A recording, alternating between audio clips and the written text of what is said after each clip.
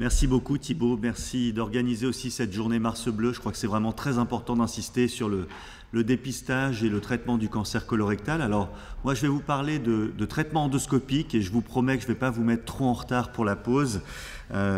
Et c'est quelque chose qui est quand même, à mon avis, important de discuter parce qu'il y a eu de grosses avancées technologiques au cours des dernières années.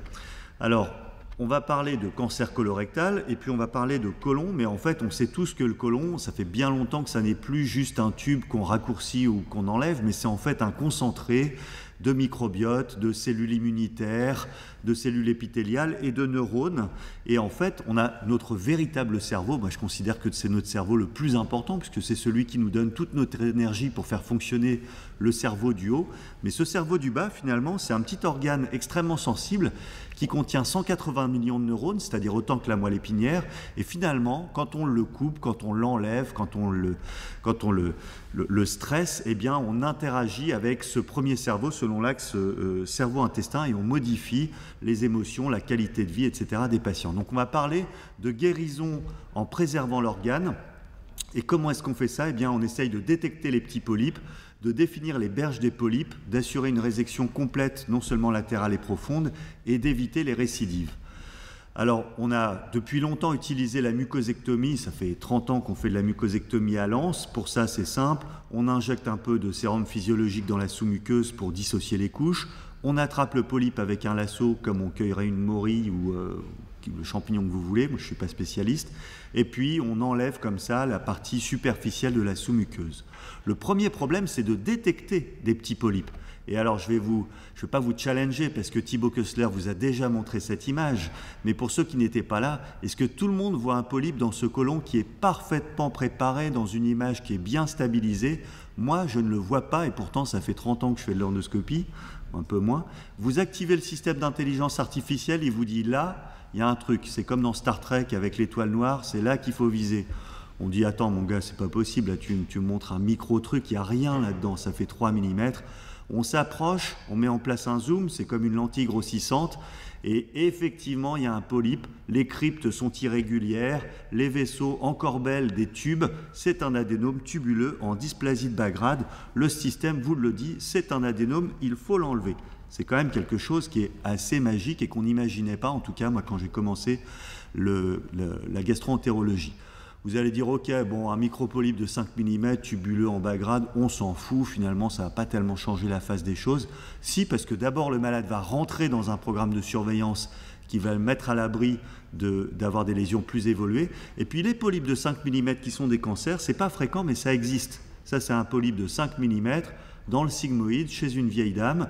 On l'a injecté généreusement avec le sérum physiologique et un peu d'indigo-carmin, et on l'a enlevé généreusement en prenant le lasso très loin de la base du polype, parce qu'en fait, en le regardant bien avec nos petits systèmes de zoom, eh bien on voit cette ulcération, on voit ces vaisseaux qui sont irréguliers sur les bords du polype. C'est un cancer, c'est un adénocarcinome intramuqueux dans un polype de 5 mm.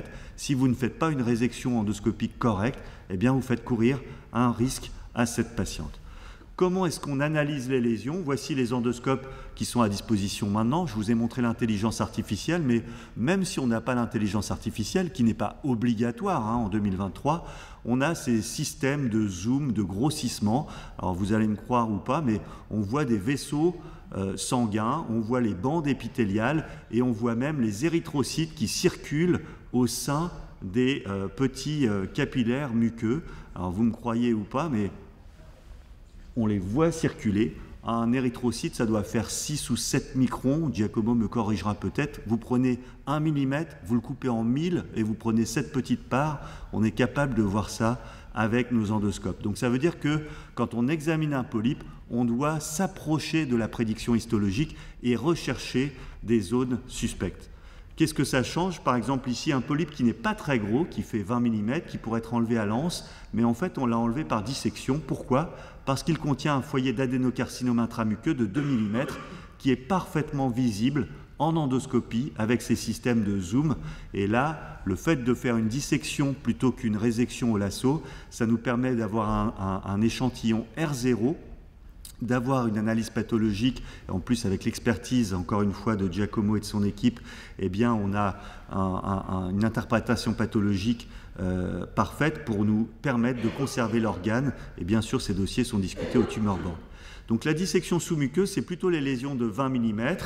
C'est plus compliqué que de mettre simplement un lasso autour d'une morille, mais bon, c'est pas non plus incroyable. On marque la lésion, on injecte sous la muqueuse, on fait un sillon circonférentiel et puis on se glisse dessous pour l'enlever et envoyer un monobloc à l'anapathe. Ça permet aux pathologistes de nous dire, ben, vous touchez uniquement la muqueuse, vous avez 0% de risque ganglionnaire, ou alors la sous-muqueuse superficielle, on est à 1%, ou alors profonde, on est à 10 à 30%, et là, bien sûr, on discute une chirurgie ou une radiochimiothérapie complémentaire. Est-ce que c'est quelque chose qui est rentré dans les pratiques ? Pas partout. En Suisse, ça démarre, mais ça démarre fort. En France, ça fait déjà quelques années. On a eu le temps d'organiser un registre français quand j'étais en France et de participer à ce registre sur un peu moins de 600 lésions. En moyenne, 5 cm de grand axe, 1 heure de geste pour ces lésions-là. Et finalement, ce que ça nous montre, c'est que le taux de résection monobloc, donc le succès technique, 96%, le R0 histologique, l'anapathe qui nous dit c'est bien, t'es passé au large des marges, 84%, et puis t'es au large des marges et il n'y a pas de critères péjoratifs au sein des cancers, il n'y a pas besoin de traitement complémentaire, 81%. Alors, vous avez vu dans le diaporama présenté par la doctoresse Bastide que les T1, c'est seulement 10% des cancers colorectaux. Et puis dans ces 10%, on en perd encore quelques-uns qui ne sont pas curatifs en ESD.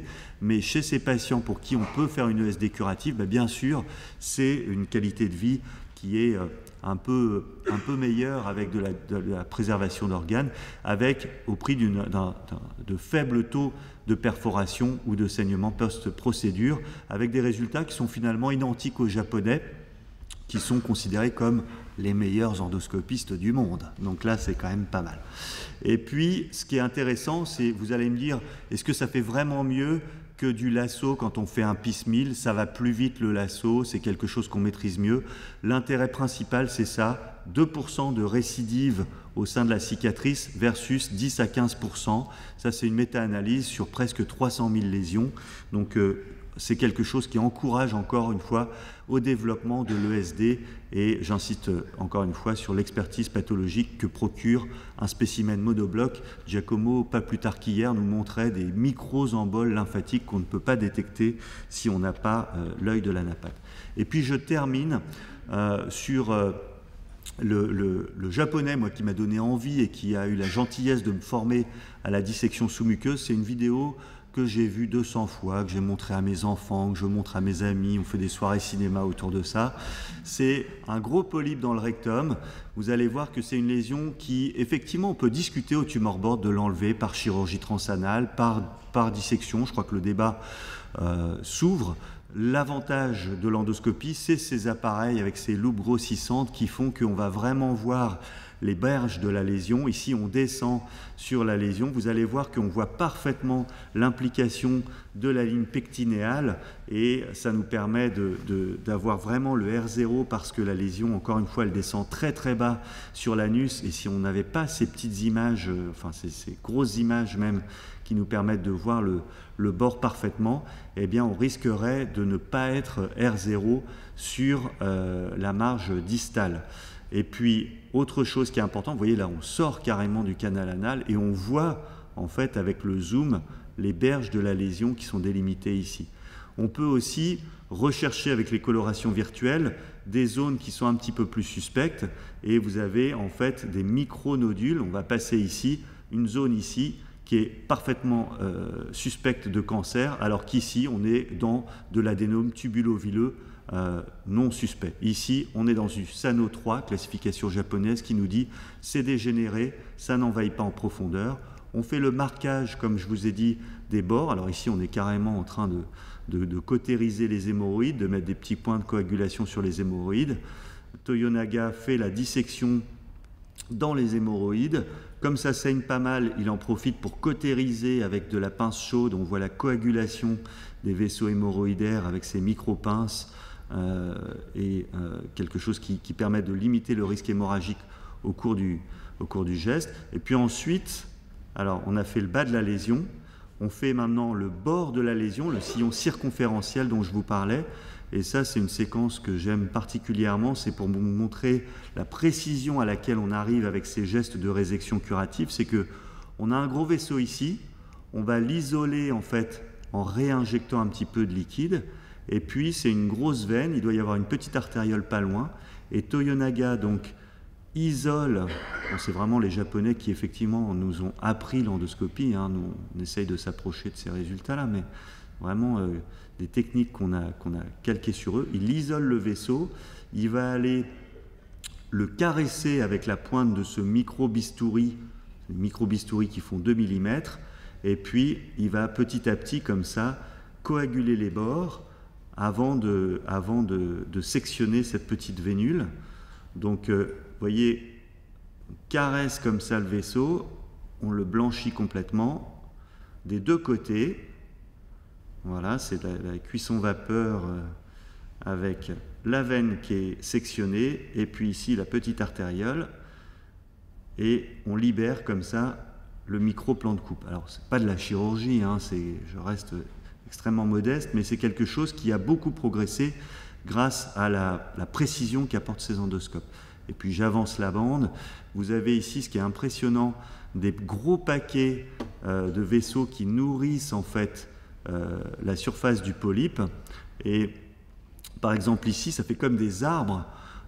Et donc plus on est près du muscle, plus on a des vaisseaux importants. Là encore une fois, on les coagule, mais on reste dans un plan proche du muscle pour avoir la sous-muqueuse profonde.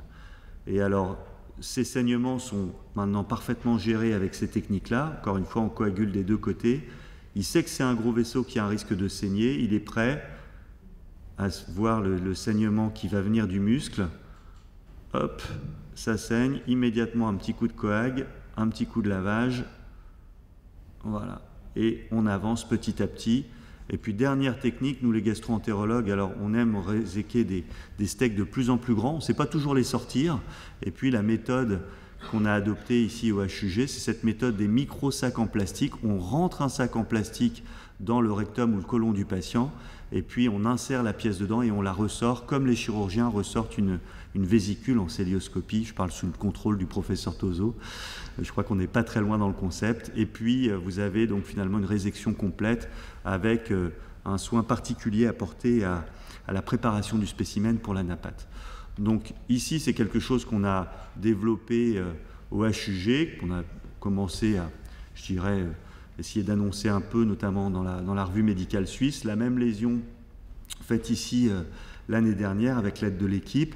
Et puis, un intérêt, je termine, les patients qui ont un haut risque, qui ont une maladie inflammatoire chronique intestinale avec des lésions, c'est des lésions qui ne se enlèvent pas bien au lasso parce que c'est un terrain inflammatoire et fibreux. Cette technique, elle est très adaptée, ici une patiente de Crohn, pour pouvoir se glisser sous la lésion et avoir un spécimen de pathologie. Donc en gros, j'espère vous avoir convaincu de l'intérêt des nouveaux endoscopes pour détecter des toutes petites lésions, caractériser les polypes, faire une dissection. Certes, c'est un peu plus long, mais c'est tout à fait faisable. Les données des registres en vraie vie montrent des résultats qui sont quand même tout à fait intéressants, et ça ne va pas remplacer bien sûr la chirurgie. Vous voyez que 90% des lésions sont des T2 ou au-delà, mais ça va la compléter, notamment pour les lésions les plus superficielles et tout ce qui est T1 notamment. Voilà, je vous remercie beaucoup pour votre attention.